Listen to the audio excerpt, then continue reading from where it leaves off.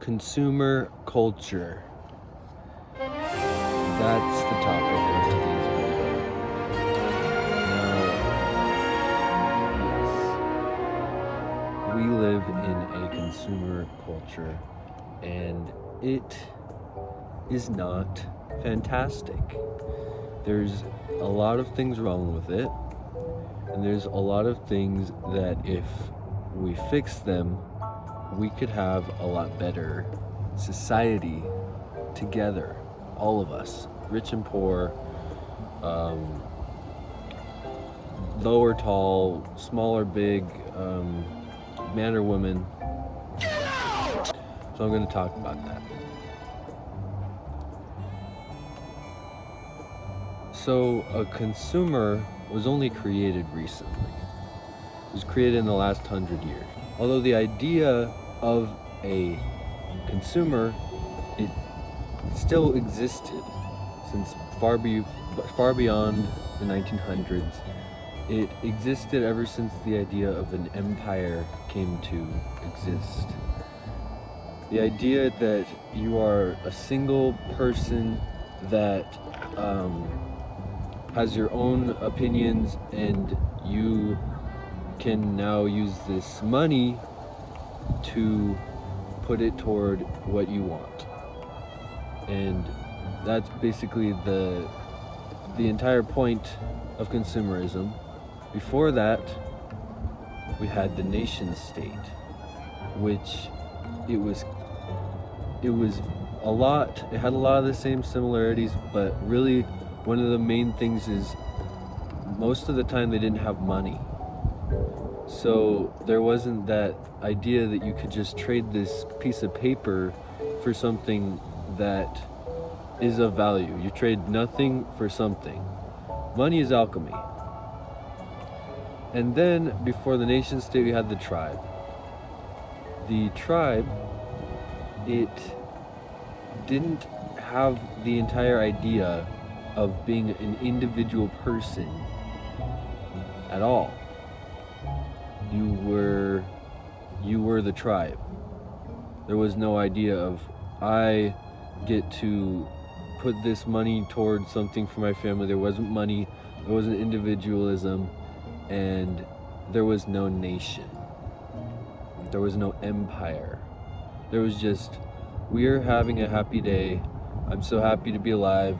Let's hope the gods don't do anything to us. Then the whole idea of, we have our own gods, that now there's a lot of people and we have to fight for women, and that means that we also have to fight for gods. And long story short, that became a problem. So if you are in school and your friends and you guys turn just the age enough that you're able to start working. So you start working, you get your money, and you start spending it on stuff. What's the things that you spend your money on? You spend it on cool things. You spend it on cool things. You spend it on shoes. You spend it on stuff to shoot the geese with.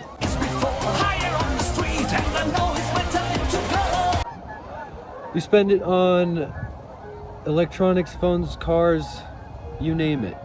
And eventually you get old enough that you're buying your own house. You're buying an apartment. You're renting an apartment. And when you see your other friends, so you have a nice Toyota. A really nice Toyota Corolla. Best car ever. And then your friend, they are over here and they spent a lot of money on getting something like a Lamborghini or some really, really expensive car. So the first thing that you think isn't, wow, that's my friend, he got that car. No, that's not the first thing you think. What's the first thing that you think when you see this guy, he has a way better car than me? I'm jealous. and you you can't come to terms with it. You can't be like, wow, that's my guy, because it's in the culture of the way that you were taught. The way that money works in its entirety is just to make you and him, even though you're both a part of the same community, the same culture, a lot of the same identity, you both love cool cars, you still end up fighting each other and hating each other for it. And in the end, you don't want to be around each other anymore. You start to individualize. You're all by yourself on this, even though you all believe the same thing. You all believe cars are cool. So that's one big consumer culture flaw. I know it's windy, sorry about that. But anyway, that's one of the big flaws of consumer culture. The opposite of that would be collectivism. The opposite of individualism is collectivism, where instead of, so you got a bunch of money, I'm jealous of you. That's individualism. But you got a bunch of money, oh, so we're gonna have a feast tonight. That's what it is, right? You're not saying, I want your money. You're saying, I can't believe we have this money. Instead of saying, I'm going to save this money for my children, you're saying, we are all the same children.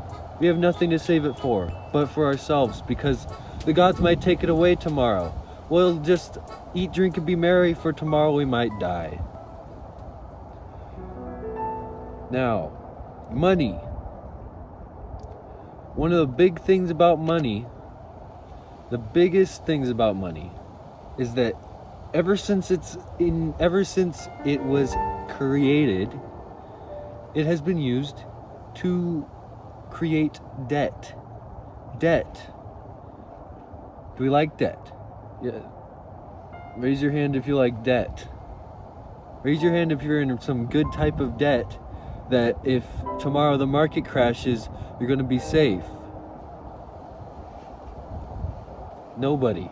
Not even the people, not even the millionaires, not even the people using the debt, right? The market crashes, less like the market crashes, but somehow all the banks are just like, we don't have any more money. Oh, where did all the money go? It was all burned. Oh, yeah, so actually there's no more money, and we can't help you. And you might not own that property anymore, brother. This is something this is one of the big plot points of iRobot. So it's such a good show. You guys gotta watch it. At least the first season or something, or the first season. And it just gets terrible. I'm not gonna spoil it. It's too good. So money creates debt. And when you have debt, what do you have to do to get rid of that debt? You have to work. You have to work. And what happens if you don't work? Well, you could be taken to jail for the rest of your life. And what do you do in jail? You work. You do prison labor. Prison camps. That's all a prison camp is, just a prison. Would you fancy that? You have to work or else. And that is the perfection of slavery right there. It's funny, isn't it? We work our entire lives to get out of this debt when really it doesn't exist. It's just some sort of way of making us think we have to work. So here's what, if you're going to take anything away from this video, this is what I want you to take away from the video.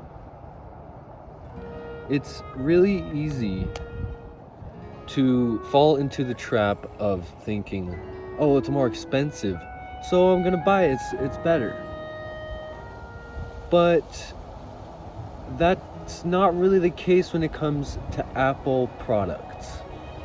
Apple versus some Chinese manufacturer, Huawei. I'm pretty sure Huawei has better everything than Apple. The only thing that Apple really has is all this marketing, this American idea of, oh, it has to be the best. I have to have it. I have to have the latest. I need it. Consumer. Consume. Where you could get the same phone for $300, and even then, you could just build it like a computer you would. Like, you build a nice gaming laptop out of these pieces.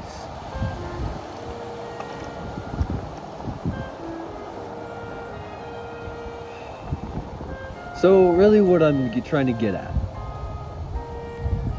is, do you want your money going to the people who are putting you into debt, the people who are creating this debt slavery?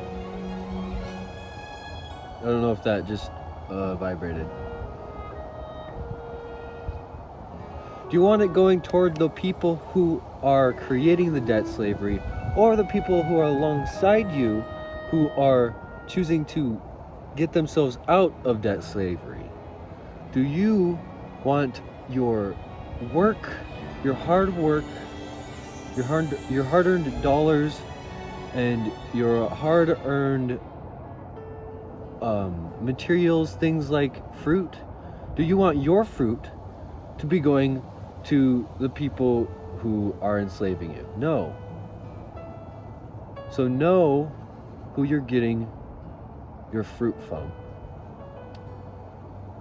And as always, I need you on my Discord. Spam the Discord. Thanks, guys.